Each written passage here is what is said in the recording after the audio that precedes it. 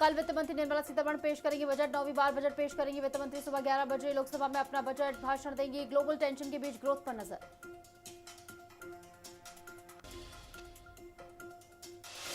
पश्चिम बंगाल के दौरे पर गृह मंत्री अमित शाह आज कार्यकर्ता सम्मेलन में करेंगे शिरकत। नॉर्थ 24 परगना में होगा कार्यकर्ता सम्मेलन। सुनेत्र पवार बनेंगी महाराष्ट्र के डिप्टी सीएम। सुनेत्र पवार ने स्वीकार किया डिप्टी सीएम बनने का आग्रह। आज होगी एनसीपी विधायक दल की मीटिंग। विधायक दल की बैठक में लग सकती है अंतिम मोहर।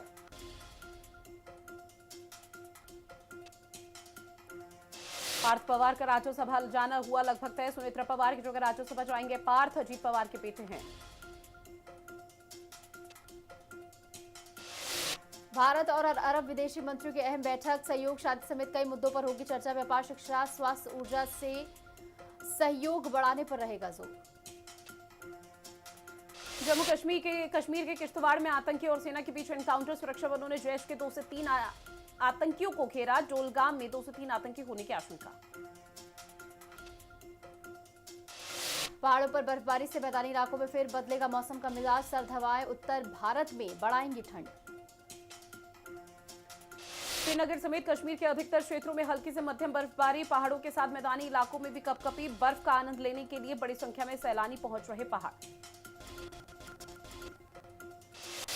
यूपी में कैदियों की जेल से भागने का मामला। यूपी कारागार विभाग के दोहरे रवैये पर उठे सवाल। अयोध्या में जेल से बंदी के भागने पर बड़ा एक्शन। जेल अधीक्षक को तत्काल प्रभाव से किया गया सस्पेंड।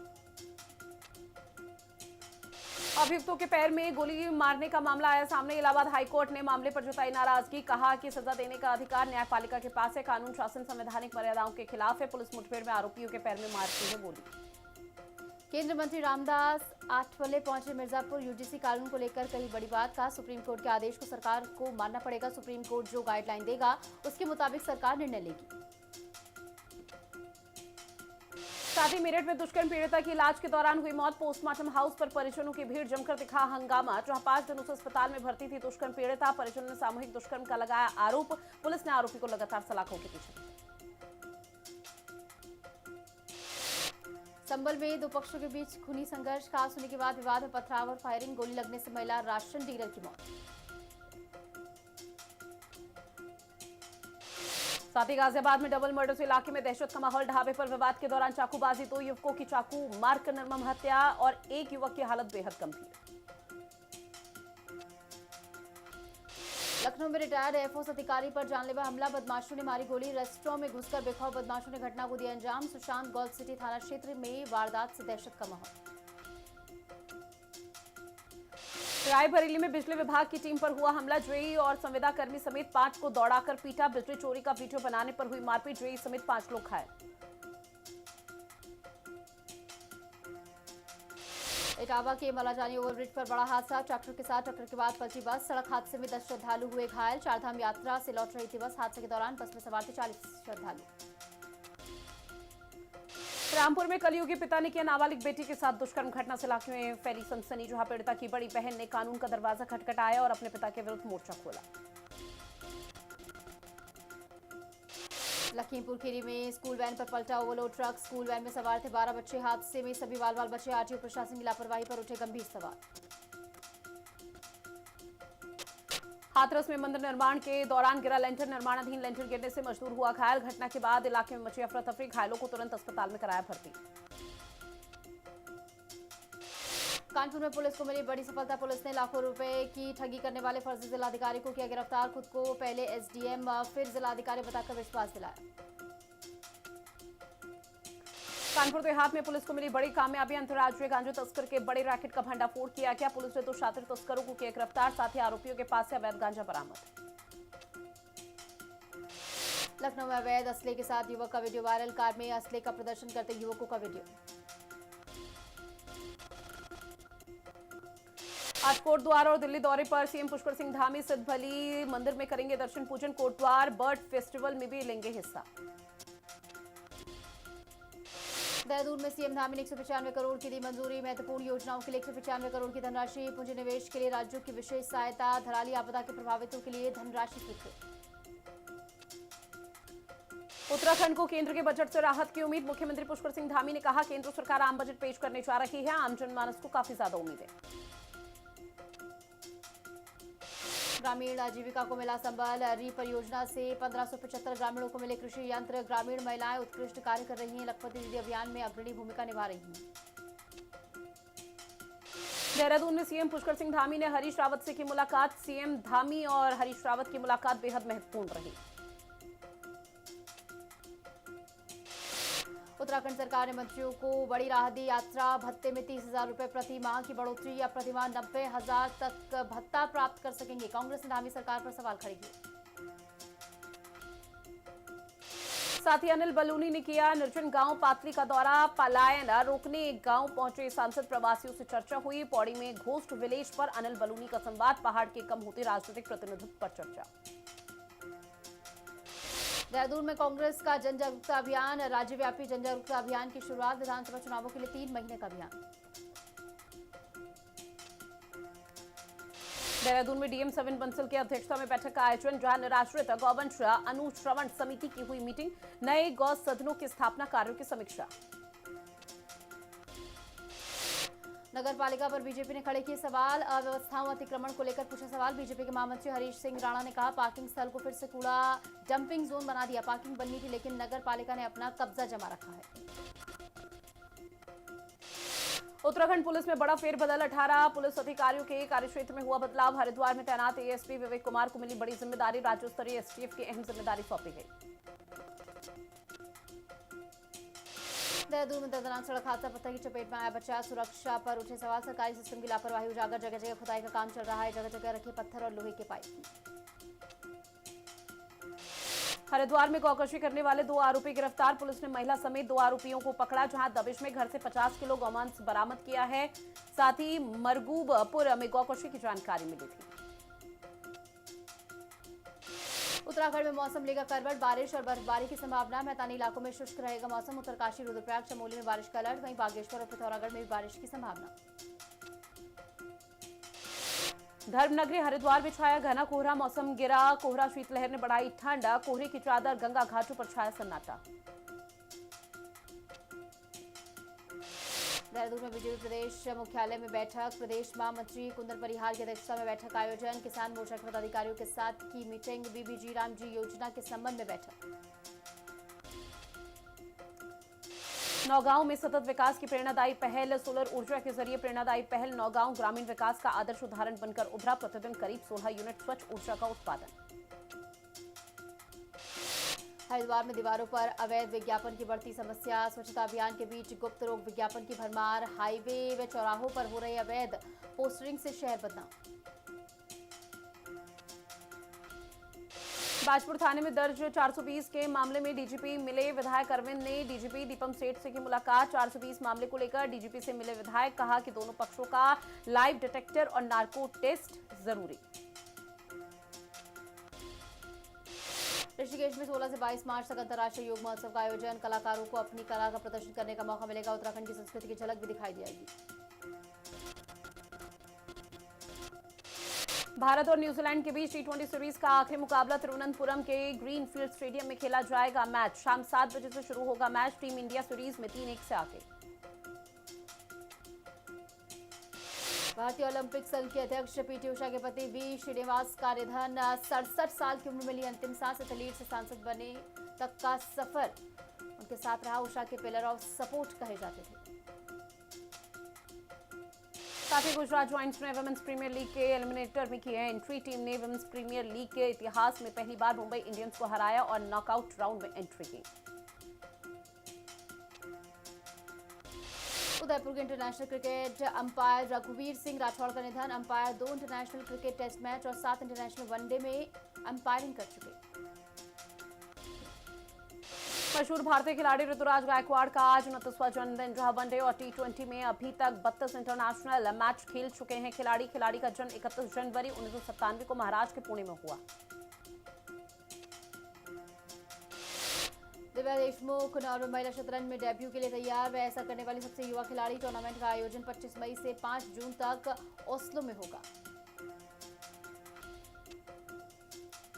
वहीं सचिन तेंदुलकर ने टीम इंडिया के खिलाड़ियों से की है बात। इंडिया और पाकिस्तान मैच से पहले युवा प्लेयर्स को दिया गया ग्रूमन। बीसीसीआई ने शेयर की तस्वीरें। मुंबई मुंबई इंडियंस की हार से दिल्ली और यूपी को मिली संजीवनी, एलिमिनेटर के लिए क्वालिफाई करने का बना मौका। मुंबई इंडियंस हार के बाद भी तीसरे नंबर पर मौजूद। हरमनप्रीत कौर के सिर सजी ऑरेंज कैप WPL में सबसे अधिक रन बनाने वाली खिलाड़ी बनी है। लिस्ट में दूसरे नंबर पर नेट स्कीवर ब्रंट का नाम। खिलाड़ी ने 7 मैचों में 62-20 के औसत पर 151 की स्ट्राइक रेट से 321 रन बनाए। स्टार क्रिकेटर राशिद खान की बड़ी भविष्यवाणी। T20 वर्ल्ड कप 2026 की 4 सेमीफाइनलिस्ट टीमों का बताया नाम। लिस्ट में भारत, अफगानिस्तान, साउथ अफ्रीका और इंग्लैंड का नाम। आरकॉम के पूर्व प्रेसिडेंट पुनीत गर्ग गिरफ्तार। ईडी ने 40,000 करोड़ के बैंक फ्रॉड में किया अरेस्ट। पुनीत पर बैंकों के साथ करीब 40,000 करोड़ रुपए की धोखाधड़ी और मनी लॉन्ड्रिंग का आरोप। एनएसई को 10 साल बाद सेबी से आईपीओ की मंजूरी। 1,400 करोड़ रुपए सेटलमेंट के बाद पेपर फाइल करेगी। 8 से 9 महीने में हो सकती है लिस्टिंग। तीसरी तिमाही में पेटीएम का मुनाफा बढ़ा। नेट प्रॉफिट सालाना आधार पर बढ़कर 225 करोड़ रुपए रहा। साथ ही कंपनी का रेवेन्यू 20% बढ़ा। एप्पल की पहली तिमाही में 13.22 लाख करोड़ रुपए की रिकॉर्ड कमाई। आईफोन की सेल्स में 23% ग्रोथ। कंपनी ने $143.8 बिलियन का रेवेन्यू दर्ज किया। ये पिछले साल के मुकाबले 16% ज्यादा है। फास्टैग के लिए केवाईसी प्रोसेस के लिए कल से होगी खत्म। जहां नई कार, जीप और वैन के लिए अब केवाईवी प्रोसेस की जरूरत नहीं होगी। NHAI ने नई कार के लिए केवाईवी प्रोसेस बंद करने का फैसला किया। दिल्ली में आज भी नहीं बदले पेट्रोल और डीजल के रेट। 1 लीटर पेट्रोल की कीमत ₹94.72 रह गई। डीजल के रेट में नहीं हुआ कोई बदलाव। भारत बनेगा दुनिया का तीसरा सबसे बड़ा एविएशन बाजार। एयरबस का दावा 2035 तक 3 गुना होंगे हवाई जहाज। विमानों की संख्या बढ़कर 3 गुना बढ़ जाएगी। केंद्रीय सचिवालय बनेगा दिल्ली का नया मेट्रो हब। मेट्रो स्टेशन बनेगा ट्रिपल इंटरचेंज हब। मिलेगी 3 लाइनों की सुविधा। इससे न केवल यात्रियों की कनेक्टिविटी होगी बेहतर, बल्कि सेंट्रल दिल्ली का ट्रैफिक दबाव भी कम होने की उम्मीद। सोना और चांदी की कीमतों में दिखी भारी गिरावट। 1 किलो चांदी की कीमत 2,93,801 रुपए पर पहुंचा, तो वहीं सोना 20,000 रुपए तक सस्ता। रक्षा बजट में 20% की बढ़ोतरी कर सकती है सरकार। बजट 2026 में रक्षा को रणनीतिक रूप से मुख्य केंद्र में रखने की उम्मीद।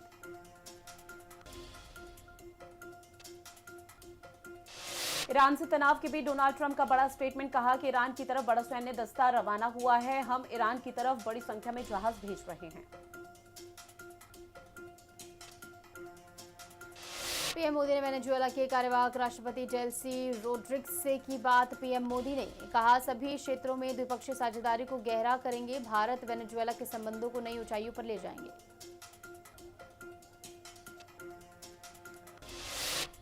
वहीं अफ्रीकी देश कांगो के खदान में लैंडस्लाइड हुई है। कई लोगों की गई जान। बारिश के मौसम में जमीन हुई कमजोर, जिसकी वजह से खदान रही। अमेरिका में सस्ती दवाओं के लिए वेबसाइट लॉन्च करेंगे ट्रंप। मरीज दवा कंपनियों से सीधे कम दामों पर दवाएं खरीद सकेंगे। अमेरिकी लोगों के दवा खर्च को 800% तक कम किया जाएगा। भारत EU ट्रेड डील से घबराया पाकिस्तान। पाक विदेश मंत्रालय के प्रवक्ता का स्टेटमेंट। यूरोपीय संघ के नेताओं से बातचीत जारी है। यूरोप में कपड़ा निर्यात ठप होने का खतरा।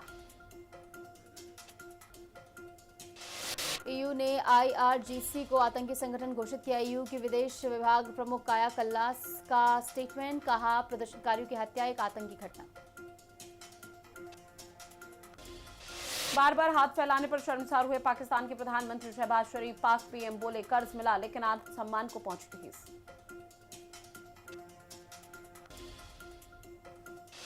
अमेरिकी राष्ट्रपति डोनाल्ड ट्रंप ने कनाडा के बाद अब ब्रिटेन को भी चीन से डील करने पर दी बड़ी धमकी। कहा ब्रिटेन के लिए चीन से व्यापार करना खतरनाक।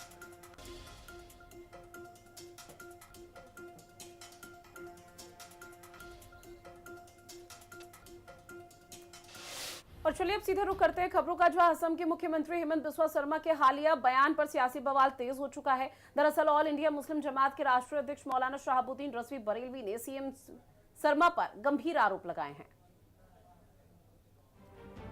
असम के मुख्यमंत्री हेमंत बिस्वा शर्मा के बयानों को लेकर राजनीतिक और धार्मिक संगठनों में नाराजगी बढ़ती जा रही है। ऑल इंडिया मुस्लिम जमात के राष्ट्रीय अध्यक्ष मौलाना शहाबुद्दीन रजवी बरेलवी ने सीएम शर्मा पर मुस्लिम विरोधी रवैये अपनाने का आरोप लगाया है। मौलाना शहाबुद्दीन रजवी का कहना है कि मुख्यमंत्री बनने के बाद से ही हेमंत बिस्वा शर्मा लगातार मुसलमानों को निशाना बना रहे हैं। हेमंत बिस्वा शर्मा का दृष्टिकोण मुस्लिम विरोधी है। मुख्यमंत्री बनने के बाद से वो मुसलमानों को घुसपैठिया और बांग्लादेशी कह रहे हैं, उन पर अत्याचार कर रहे हैं। मौलाना रजवी ने आरोप लगाया कि चुनाव नजदीक आते ही सीएम शर्मा का रुख और ज्यादा आक्रामक हो गया है। अब चुनाव नजदीक है, इसलिए वो मुसलमानों के खिलाफ और ज्यादा आक्रामक हो गए हैं।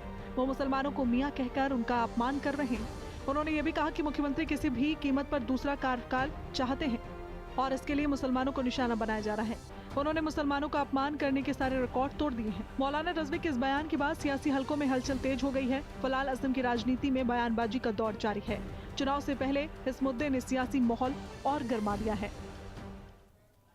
बनारस हिंदू विश्वविद्यालय में छात्रों के बीच हिंसक झड़प हुई। गुटबाजी के चलते छात्रावास में लाठी डंडों और पथराव की घटना सामने आई, जिसमें 4 छात्र घायल हो गए। देखिए रिपोर्ट।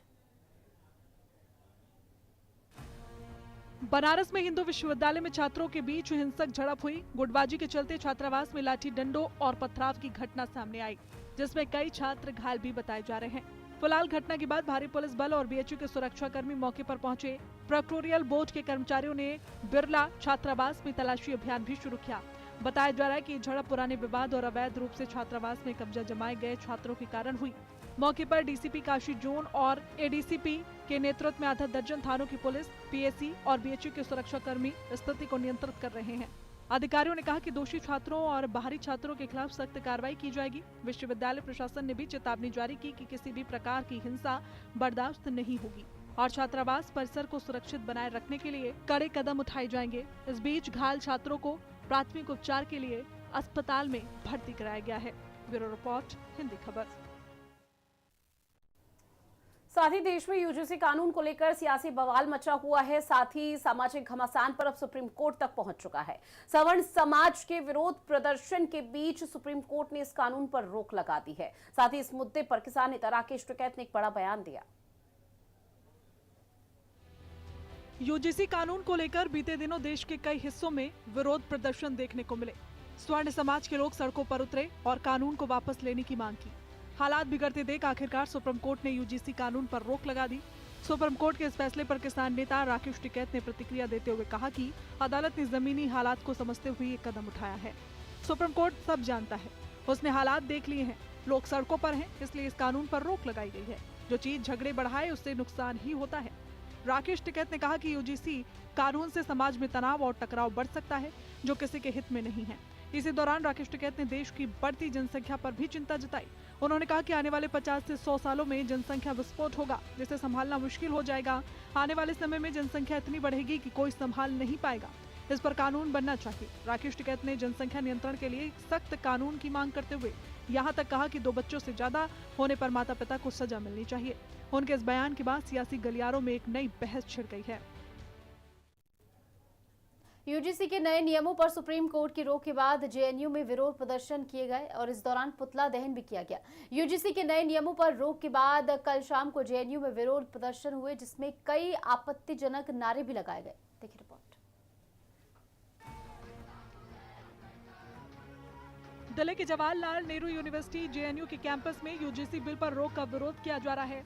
सुप्रीम कोर्ट ने फैसला लिया कि यूजीसी के नए नियम फिलहाल लागू नहीं किए जाएंगे और साल 2012 वाले नियम ही जारी रहेंगे। इसको लेकर जेएनयू के साबरमती हॉस्टल के बाहर छात्रों ने जमकर विरोध किया और ब्राह्मण विरोधी नारे लगाए। इतना ही नहीं, जेएनयू के छात्रों ने यूजीसी के नए नियमों पर लगी रोक के खिलाफ आवाज उठाई और ब्राह्मणवाद का पुतला दहन किया गया। बैनरों पर ब्राह्मण मुर्दाबाद भी लिखा था। इस प्रदर्शन में एबीवीपी या किसी और छात्र संगठन की तरफ से विरोध दर्ज नहीं किया गया। 3 घंटे से ज्यादा देर तक चले इस विरोध प्रदर्शन में कई छात्रों ने भाषण भी दिया। छात्रों ने भाषण में कहा कि इसी तरह ब्राह्मणों और ब्राह्मणवादी विचारधारों ने मंडल कमीशन एक्ट का भी विरोध किया था और इस तरह विरोध SC/ST एक्ट का भी विरोध किया गया था। लेकिन हमें किसी दबाव में नहीं आना है, इस एक्ट को और मजबूत बनाने की जरूरत पर जोर देना है। ब्यूरो रिपोर्ट, हिंदी खबर।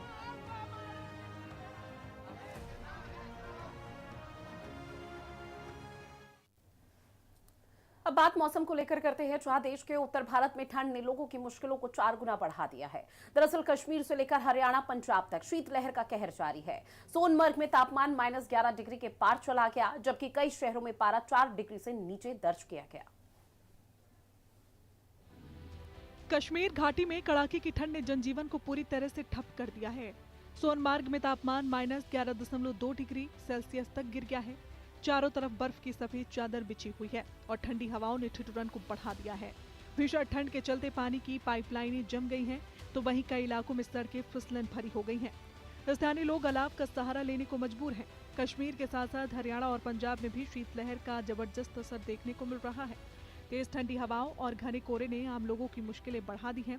उत्तर भारत के कम से कम 5 शहरों में तापमान 4 डिग्री सेल्सियस से नीचे दर्ज किया गया है। सुबह और रात के समय सड़कों पर सन्नाटा पसरा नजर आ रहा है। ठंड का असर रेल और सड़क यातायात पर भी पड़ा। कई जगहों पर ट्रेन देरी से चल रही है, तो वहीं कोहरे के कारण दृश्यता बेहद कम हो गई है। मौसम विभाग ने आने वाले दिनों में ठंड और बढ़ने की चेतावनी जारी की है। लोगों को बेवजह घर से बाहर न निकलने और गर्म कपड़े पहनने की सलाह दी गई है। कुल मिलाकर उत्तर भारत में ठंड का सितम जारी है। आने वाले कुछ दिनों में लोगों के लिए मुश्किलें और बढ़ती हुई नजर आएंगी। जोधपुर राजस्थान के कथावाचक साध्वी प्रेम बाइसा की संदिग्ध परिस्थितियों में मौत हो गई। मौत के करीब 4 घंटे बाद उनका एक कथित सुसाइड नोट सामने आया। कथावाचक साध्वी प्रेम बाइसा की संदिग्ध मौत के 4 घंटे बाद मिला कथित सुसाइड नोट, और ऐसे में क्या कुछ इस सुसाइड नोट में पाया गया, देखिए इस रिपोर्ट में। साध्वी प्रेम बाइसा की मृत्यु के लगभग 4 घंटे बाद उनका एक कथित सुसाइड नोट भी मिला है। नोट की सच्चाई और उसकी प्रामाणिकता की जांच फिलहाल पुलिस कर रही है। मौके पर पुलिस और फॉरेंसिक टीम ने घटनास्थल को सील कर दिया है और मामले की गहन जांच शुरू कर दी है। साध्वी प्रेम बाइसा का जीवन धार्मिक और सामाजिक क्षेत्र में काफी प्रभावशाली माना जाता था। स्थानीय लोगों और अनुयायियों का कहना है कि साध्वी प्रेम बाइसा ने अपने जीवन में कई धर्म और संस्कृति संबंधित कार्यक्रम आयोजित किए और समाज में महिलाओं और युवाओं को प्रेरित किया। उनकी मौत से क्षेत्र में शोक की लहर है। सोशल मीडिया पर पोस्ट हुए उनके कथित सुसाइड नोट में जिस अग्नि परीक्षा का जिक्र था, उसे 6 महीने पहले हुई एक घटना से जोड़कर देखा जा रहा है। इंस्टाग्राम अकाउंट पर सुसाइड नोट में लिखा कि मैं इस दुनिया से हमेशा के लिए अलविदा, मेरे जीते जी नहीं तो जाने के बाद न्याय मिलेगा। साध्वी ने अपनी ही पूर्व स्टाफ पर ब्लैकमेलिंग, चरित्र हनन और 20 लाख रुपए की फिरौती मांगने का आरोप लगाते हुए बोरानाडा थाने में FIR दर्ज कराई थी। और इसी के साथ हमारे खास